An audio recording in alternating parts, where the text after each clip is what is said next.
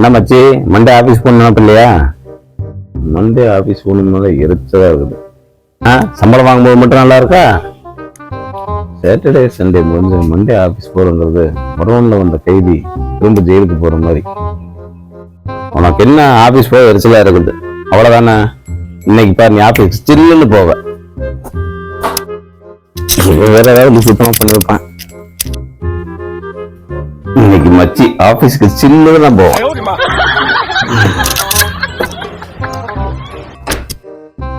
மச்சி, ஆபீஸ்ல இருந்து ட்ரெஸ் பாத்தியா?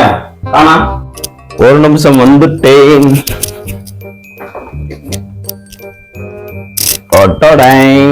ஐயோ, இவனை வச்சுக்கிட்டு நான் படுற பாடு.